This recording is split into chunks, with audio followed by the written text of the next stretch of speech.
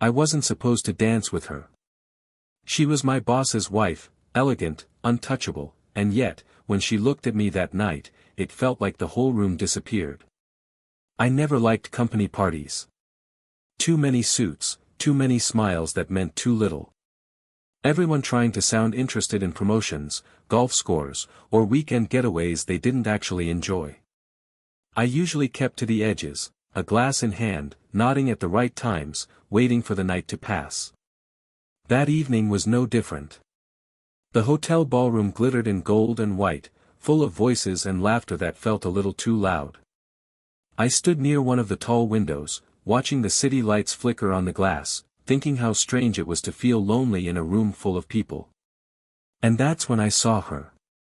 She was standing near the center of the room, half turned toward a group of executives, her posture elegant but relaxed, like she belonged anywhere she chose to stand. Her dress was a soft shade of pearl gray, subtle but impossible to ignore. The light caught on the delicate fabric whenever she moved, tracing gentle lines over her shoulders and the curve of her arm. She had that rare kind of presence that made the noise around her seem quieter. I recognized her before I realized I was staring, my boss's wife. I'd seen her once or twice before, in passing, polite introductions at a dinner, a brief smile at an awards night. But she looked different tonight. Not because of the dress or the makeup, but because she looked free. There was laughter in her eyes, even when her smile didn't quite reach them. Someone near her told a joke, and she laughed, softly, tilting her head back just enough that the small gold earring she wore caught the light. And in that small, thoughtless moment, something in my chest shifted. I told myself it was admiration. Nothing more. But admiration has a way of deepening when you're not careful.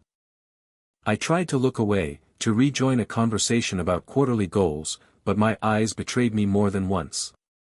Every time I glanced across the room, she seemed to sense it. Not directly, but in that subtle way people do when they feel someone's attention lingering. Once, her gaze brushed mine, brief and unassuming, like the flicker of a candle. And just like that, the noise of the ballroom seemed to fade. I told myself it meant nothing. Just two people noticing each other by accident. Still, something about her expression stayed with me, a kind of quiet alertness, like she noticed everything around her but kept most of it to herself. When our eyes met again, for just a second too long, she offered a faint, knowing smile. The kind of smile that said she understood exactly what this was and what it wasn't allowed to be. I looked away first, pretending to study the glass in my hand. But inside, something had shifted. Not desire, not yet. Just the awareness of someone who saw you, really saw you, in a place where everyone else was pretending. And for reasons I couldn't name, I knew that night wouldn't be as forgettable as I'd planned. After a while, the laughter and music began to blur together, a kind of elegant noise that pressed against the walls and made it hard to think. I slipped out through the side doors, following the faint scent of cold air and the promise of silence. The hotel balcony overlooked the city. Down below, cars moved like threads of light, weaving in and out of the streets.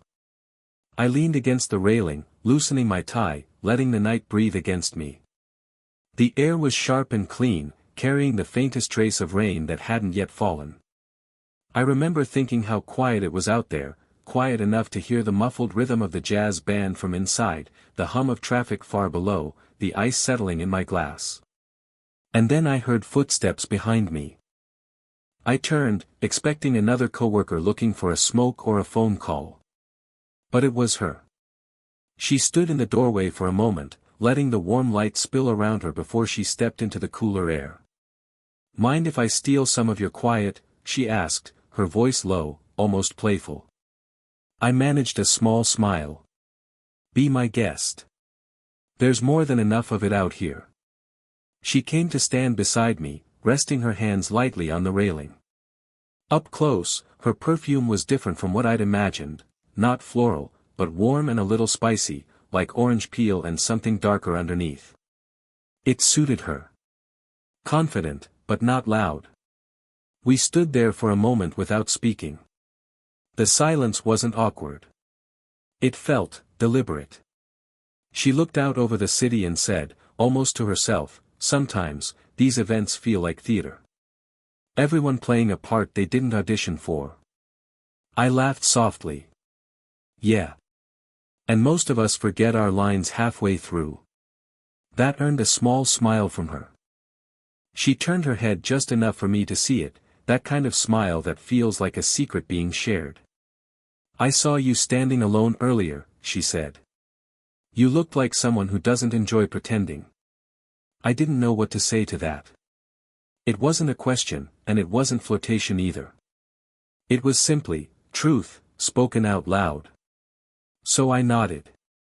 Guess I'm not much of a performer. She tilted her head slightly, studying me with a calmness that felt both comforting and disarming. Neither am I, she said softly. But sometimes it's easier to pretend than to admit you're tired of the show. The wind caught her hair then, a few loose strands brushing against her cheek. Without thinking, I wanted to reach out, just to move them aside, but I kept my hands still on the railing. We talked for a while longer, about travel, about music, about the strangeness of aging without feeling older. She told me she used to love nights like these when she was younger. Now, she said, she came mostly for her husband's sake. When she said his name, there was no bitterness. Just a kind of quiet acceptance, like someone describing a painting that used to make them feel something. The air grew colder. She rubbed her arms lightly, and I offered my jacket without thinking. She hesitated, then took it with a smile, soft, grateful, a little surprised. And in that small exchange, that borrowed warmth, I felt something settle between us. Something wordless, but undeniably real. When we went back inside, the ballroom felt warmer than before, fuller somehow, as if every light had been turned up a little brighter. Or maybe it was just me. Something had shifted out on that balcony, though neither of us had said anything that could be quoted later. It was all in the pauses, the glances that lasted half a breath too long. She handed me back my jacket at the door, smoothing the fabric before she did. Thank you, she said, her voice quiet beneath the hum of the crowd. You're right, the air out there helps. Anytime, I replied, though we both knew I didn't just mean the air. Inside, a slow jazz number had taken over, soft trumpets, brushed drums, the kind of song that draws couples toward each other without needing an invitation. The floor had thinned out to a few confident pairs, swaying under the warm lights. Her husband was across the room, laughing too loudly with a client, his hand cutting through the air as he talked. She watched him for a moment, expression unreadable. Then she turned back to me. He won't dance, she said, almost to herself. Then, with a quiet smile that curved at the edges, she added, but you look like you could lead. I felt something unsteady move through me. A heartbeat, a warning, a pull. I wanted to laugh it off, make a polite joke and step away, but she was already holding out her hand, just slightly, palm open, her eyes daring me to take it. For a second, no one else existed. Just the faint shimmer of the lights above, her hand waiting in the air between us, and the echo of that soft, smoky song. I took it. Her fingers were cool at first, then warmer as they settled against mine. The simple contact sent a ripple through my chest, not electric, exactly, but steady, grounding, like the first deep breath after holding it too long. We stepped onto the edge of the dance floor. I placed a careful hand at her waist, feeling the delicate shift of fabric beneath my fingers, the warmth of her through it.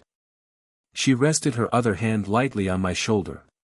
We began to move. It wasn't a perfect dance, I'm not sure it was meant to be. We found the rhythm slowly, laughing quietly when we missed a step, her fingers tightening slightly on mine each time we did. Her eyes met mine more often than they should have. Close enough that I could see the flecks of gold in the brown, the faint reflection of the chandeliers dancing there. You were right, she murmured after a moment. It does help to step away from the noise. I didn't answer, couldn't, really. The music filled the space between words. Around us, people laughed, glasses clinked, but none of it reached me. All I felt was the slow sway of her body close to mine, the softness of her hand, the calm rhythm of her breathing. And in that small, borrowed piece of music, that quiet, dangerous space, I knew we had crossed into something neither of us had intended. When the song began to fade, she didn't step away right away. She stayed close just long enough for her breath to brush my collar as she whispered, barely audible, "See? You can lead." And then she smiled, the kind of smile that promised nothing, but meant everything, before slipping gently from my arms. For a moment after she stepped into my arms, I forgot where I was. The ballroom lights softened into a haze, the music slowed to a low heartbeat of bass and trumpet, and the air felt thick enough to hold its breath. She moved closer, one small step at a time, until we found a rhythm that belonged only to us. My hand rested gently at the middle of her back, steady, respectful. The silk of her dress was cool beneath my palm, but the warmth of her body rose through it, subtle, steady, alive. Her other hand rested against my shoulder, fingers relaxed, yet somehow holding on. We didn't speak. The silence between us carried more meaning than words could handle. Her perfume drifted up with each turn, orange, vanilla, something faintly earthy, and the scent filled the space where our thoughts might have been. I tried to keep my breathing calm, to make the moment appear ordinary, but every detail pulled me deeper, the faint sound of her bracelet sliding against her wrist, the rhythm of her steps aligning with mine, the way she looked up once, then quickly away, as if eye contact might set something in motion neither of us could stop. "You lead well," she whispered eventually, her voice low enough that only I could hear. "Maybe I just had the right partner," I said before I could stop myself. She smiled, small, genuine, and for the briefest instant, her thumb brushed the edge of my collar. It wasn't intentional, I think, just the kind of accidental touch that lingers because no one moves to end it. Around us, the room kept spinning. Other couples swayed, people laughed from the bar, someone dropped a glass and the sound cracked through the music, but it all seemed far away. What I remember most was the quiet steadiness of her breathing near my neck, and how that simple sound felt impossibly intimate. When the song slipped into its final chords, neither of us seemed ready for it to end. She slowed first, just slightly, as if holding on to the last note. My hand drifted away from her back but hesitated mid-air, caught between manners and instinct. Her eyes lifted to mine. There was something unguarded there, something neither of us had meant to show. "Thank you," she said softly. "For not pretending this was nothing." I nodded, unsure if I was supposed to speak or simply remember. "You're welcome," I finally managed, the words barely a breath. We stood there a moment longer, still close enough to feel each other's warmth but far enough to pretend it was coincidence. The next song began, faster, louder, and the spell dissolved. She stepped back, smoothing the front of her dress, composure returning like a curtain being drawn. "I should check on him," she murmured, meaning her husband. "Of course," I said. She started to turn, then paused. Her fingers brushed my sleeve, light as air, leaving a trace of warmth that stayed long after she walked away. And just like that, the world returned, the laughter, the lights, the sound of glasses clinking, but everything felt slightly changed. Because for 3 minutes, under dim light and slow music, I'd held something I wasn't supposed to, and somehow, it had held me back. When the song ended, the air seemed to shift back into motion, like a dream slowly dissolving into reality. The room's chatter returned, laughter rising and falling in waves, waiters weaving through with trays of half-empty glasses. And she was gone, not far, but far enough that the distance felt deliberate. I stood for a moment longer at the edge of the dance floor, pretending to check my phone, pretending not to notice her across the room. She was beside her husband again, her expression calm, practiced, the perfect host's wife. Whatever softness had existed between us minutes ago was hidden now behind polite smiles and careful posture. Still, I could feel it, the faint echo of her hand in mine, the rhythm of her breath, the warmth of her back beneath my palm. It was ridiculous, I told myself. It had been one dance, nothing more. But my body hadn't received the memo, it remembered in ways I didn't intend. A colleague clapped me on the shoulder, asking if I wanted another drink. I said sure, anything to keep from thinking. But as the evening went on, I found myself scanning the room for her without meaning to. A glance here, a passing reflection in the mirrored wall, a brief exchange of glances that seemed to last too long for comfort. Once, our eyes met. Only for a second, maybe two. She didn't smile this time. She didn't need to. The look was enough. A silent acknowledgement, an invisible thread stretched between us that neither of us could cut without tearing something deeper. I left before midnight. I told people I had an early morning meeting. Truth was, I just couldn't stay any longer.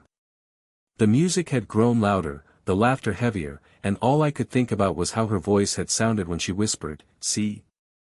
You can lead." Outside, the night air felt sharper than it had on the balcony. I walked toward the parking lot, the sound of the party fading behind me, replaced by the city's quieter rhythm, a passing car, a distant siren, the faint hum of streetlights. When I reached my car, I paused before getting in, hands still warm from where hers had been. I told myself to forget it, to let it be just what it was, a dance, a moment, nothing more. But forgetting isn't something the heart knows how to do on command. As I drove home, her face lingered at the edges of my mind, not the way she'd looked while laughing with others, but the way she'd looked at me, when the music slowed and the world fell away. There had been something in her eyes then, a quiet ache I couldn't name. When I reached my apartment, I stood for a long time by the window, watching the city lights flicker below. Somewhere in another part of town, she was probably doing the same, sitting beside the man she'd promised her life to, pretending her thoughts weren't drifting elsewhere. And maybe that's what connection really is, not grand gestures or declarations, but the quiet knowing that someone, somewhere, is thinking of you at the same time you're trying not to think of them. It had been almost 3 weeks since the company party. 3 weeks of routine that should have made it easy to forget, the same commute, the same inbox, the same polite hallway conversations. And yet, some moments refused to fade. I'd catch a scent of orange peel in a cafe, or hear a jazz song while scrolling through playlists, and it would take me right back to that dance floor, her hand, her voice, the quiet space between our breaths. I told myself it was just memory. That it would pass. That morning, I stopped at the small coffee shop near the office, the one tucked on the corner, where the barista already knew my order. I was checking emails, half awake, when I heard a voice behind me. Familiar. Warm. I thought you always ordered black coffee. I looked up. She was standing there, hair loosely tied, wearing a soft cream sweater and jeans, nothing like the polished grace of that night. She looked real. Softer somehow, younger, though there was a kind of tiredness in her eyes that hadn't been there before. "I guess I'm trying new things," I said, managing a faint smile. "How have you been?"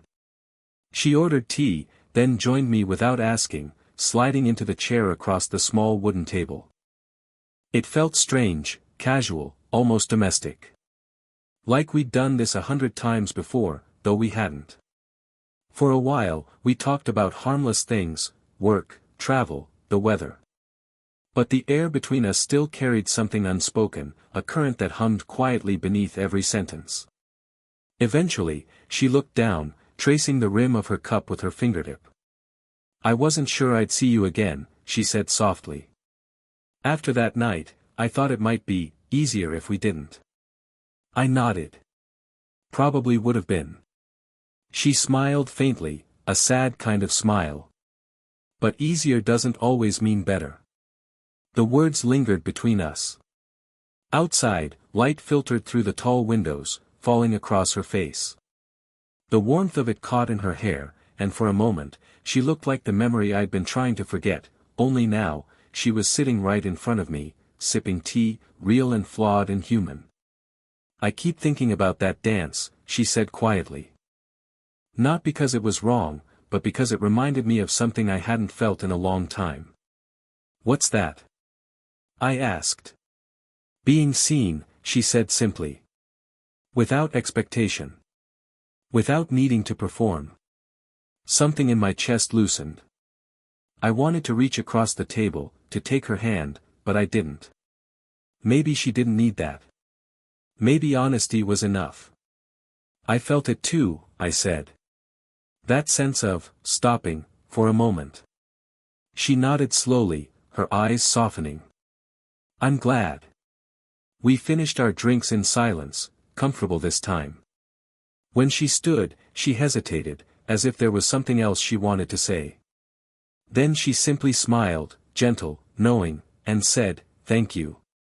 For that night, and for this." I watched her walk out into the bright morning, her figure disappearing into the city crowd. And though she was gone again, this time it didn't ache. It felt like a door quietly closing, leaving the faint scent of her perfume in the air, a reminder not of what was lost, but of what had been found, if only for a little while. A few days after the coffee shop, I saw her again, not by chance this time. It was late afternoon, the sky brushed in pale gold, and I was leaving the office early. The lobby was quiet, the kind of hush that settles in after the rush hour fades. I stepped outside and saw her standing near the corner, waiting for a car. She looked almost the same as before, though there was something gentler in her expression, like a woman who had finally stopped holding her breath. When she saw me, she smiled. Not the uncertain kind we'd exchanged before, but one of recognition, of peace. "Leaving early?" she asked. "For once," I said. "You too?" She nodded. "I was just visiting him, my husband. He's upstairs, still talking business. He won't even notice I'm gone yet." There was no resentment in her tone. Just quiet observation. The kind that comes when you've stopped trying to change what is. We walked together down the block without deciding to. The city moved around us, people crossing streets, horns echoing in the distance, but it all felt muted, softened. The air smelled faintly of rain again, as it had that first night. "I wasn't sure what I'd say if I saw you," I admitted. She looked at me, the corner of her mouth lifting. "Then don't say anything you'll regret." I laughed softly. "You think I would?" "I think you feel more than you admit," she said. That silenced me. Because she was right. We stopped at the small park across from the hotel, the one with the fountain and the fading autumn flowers. The bench was empty, and she sat down first, brushing away a few fallen leaves. I joined her. For a moment, neither of us spoke. The sound of the water filled the pause, rhythmic, calm, steady. "I keep thinking about that night," I said eventually. "Not because I wish something had happened, but because I'm not sure why it mattered so much." She turned to me then, eyes clear, voice soft. "Maybe it mattered because it reminded us we're still capable of feeling something real, even if it doesn't fit into the lives we built." I nodded slowly. "That sounds about right." There was a breeze, faint, cool, and a strand of her hair brushed against her cheek. Without thinking, I reached out and tucked it gently behind her ear. Her eyes met mine, and for a heartbeat, everything went still. She didn't move away. She didn't lean closer. She just looked at me, steady and kind, and said, "Thank you, for leading." Her words carried the echo of that night, the music, the warmth, the quiet surrender. I smiled. "Anytime." She stood then, smoothing her coat. For a moment, I thought she might say more, but she simply placed a hand against my sleeve, a touch so light it barely existed, and whispered, "Take care of yourself." And then she was gone. I sat there until the sky dimmed, watching her figure fade into the crowd. Some stories don't end with confessions or promises. Some end with peace, the kind that settles in your chest when you realize that even brief connections can change you, quietly, forever. And as I walked home under the cooling sky, I carried that peace with me, not as a loss, but as a quiet kind of grace. Sometimes, the most meaningful moments in our lives aren't the ones that last forever, they're the ones that remind us how it feels to be seen, even if only for a little while. That night, that dance, that quiet goodbye, they taught me something simple: connection doesn't always ask for more. Sometimes it just asks to be remembered kindly. If this story found its way to you, if it stirred something quiet inside you, let it stay for a while. And when you're ready, leave a comment below. Tell me, have you ever shared a moment that felt like more than it should have been? Don't forget to like this story if it resonated with you, and subscribe for more slow burn tales of quiet love, missed chances, and the moments that stay long after they've ended. Until next time, keep your heart open, and your steps gentle.